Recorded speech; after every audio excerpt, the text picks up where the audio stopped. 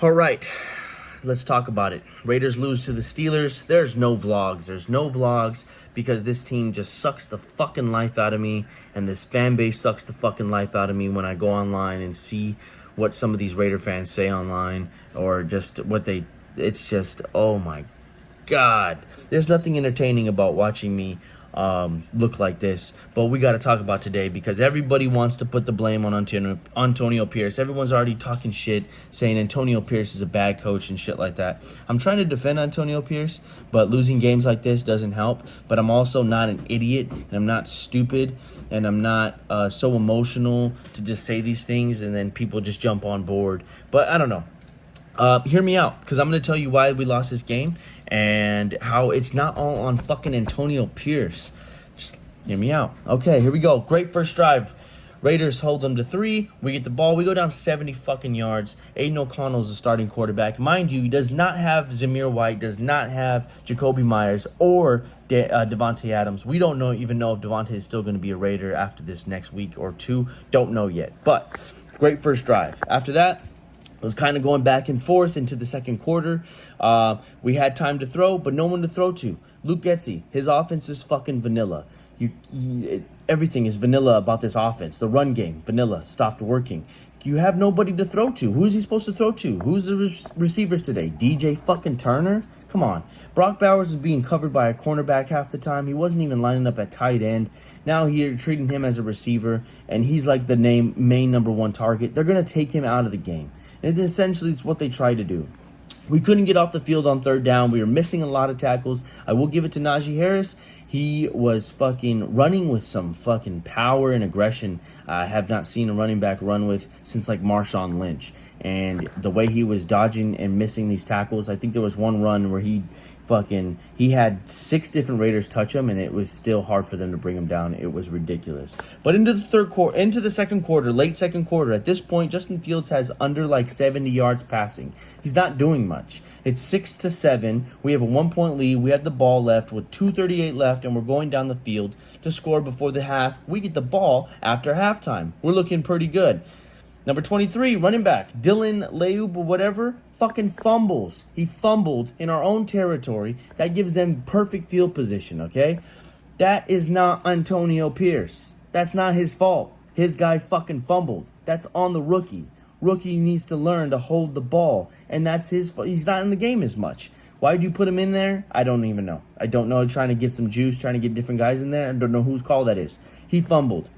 Later, seconds later, interception by Divine Diablo. He's having himself a pretty good game, and this is where one of the first flags of 3 that were game-changing, and I don't like to complain about the officiating, but this is the worst Raider officiating game that I've watched in a long time. I can't remember another one. This one is really bad. I'm going to remember this one because it changed the whole course of the game. You got an interception thrown by Justin Fields. It gets called back for roughing the passer, one of the worst fucking penalties in all of sports. The guy falls on top of the quarterback. It's not a late hit. It's not roughing because he hit him hard or anything. No, it's because he just simply fell on top of him. How are you going to ask a defensive player to stop all their momentum from sacking a quarterback? Because it was perfect timing. He threw it, the guy hits him, and he falls down. He actually trips on one of the feet next to the lineman. Falls on top of them. It's a flag. Extends their drive. They end up scoring a touchdown. It's 12-7 at the halftime. So it gives them points. That's game changing. Start of the third quarter, the run game is bad. And when the run game's bad, we puts ourselves in a 2nd and long, a 3rd and long position. What are you supposed to do at that point? Big plays get called back. Brock Bowers makes an 18-yard reception, gets called back. It's a one-handed grab. It looks fucking phenomenal. It's going to be on SportsCenter. Nope, no, it's not because of fucking holding, apparently. A holding on 68.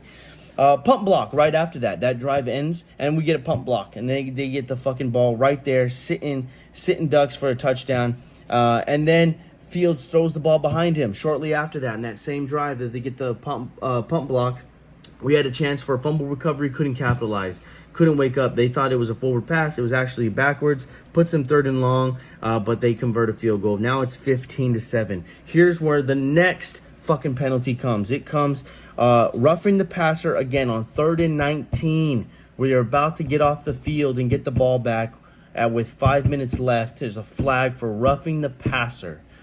Roughing the fucking passer again, bro. How many times are we going to get these penalties called? Go back and look at it. It's not that bad. Even some of the biggest Raider haters had already went online and said that shouldn't have been a penalty twice. All right, end of the third quarter. It looks like we score a touchdown. It's called back. It's called back for an eligible man downfield. An eligible man down the field. That you go back and look at the. It's a terrible call. I'm stumbling over words because it's fucking horrible. And then they run a draw play with Adula. He looks to score. He looks like he scores the ball. He scores a touchdown.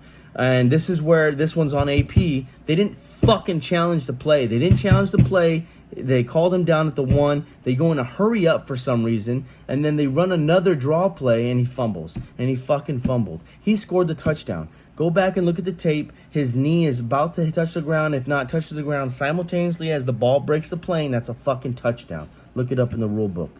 And then the next drive, that takes away a touchdown. It would have been the end of the third quarter, start of the fourth, and it would have been 14-22. We would have been down by 8.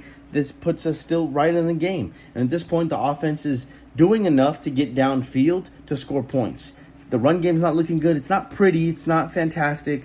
And after that, the game's over. 3 huge penalties. They're game-changing penalties. Two of them literally took points or put points or took points off the board, whatever. And then first down. You run the ball, you get stuffed. It's second and long. The next drive, Aiden O'Connell throws a pick, and then it gives them like a 29 or I don't even know how many point lead. They scored a touchdown or a field goal after that. I don't know. Yeah.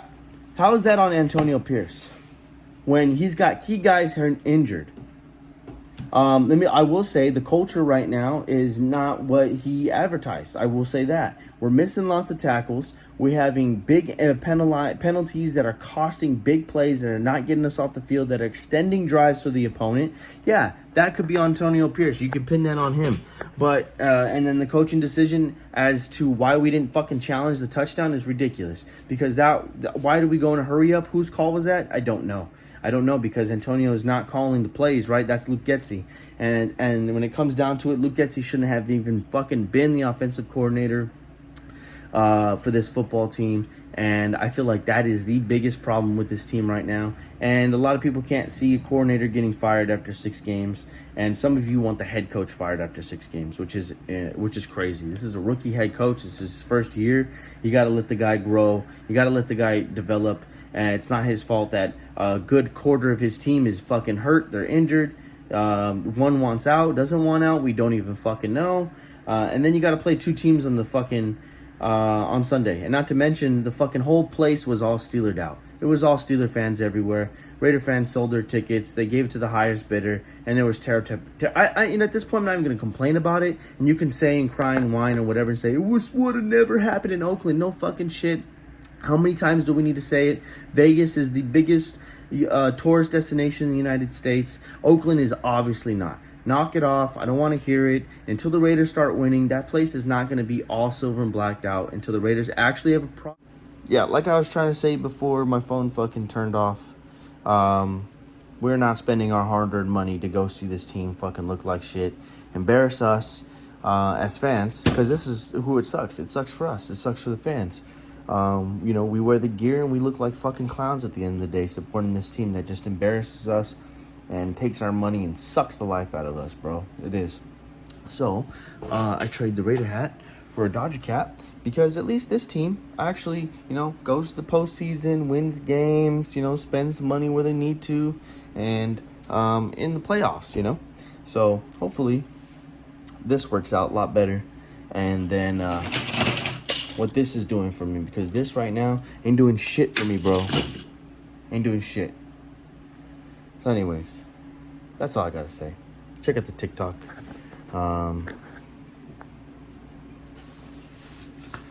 Fuck these guys.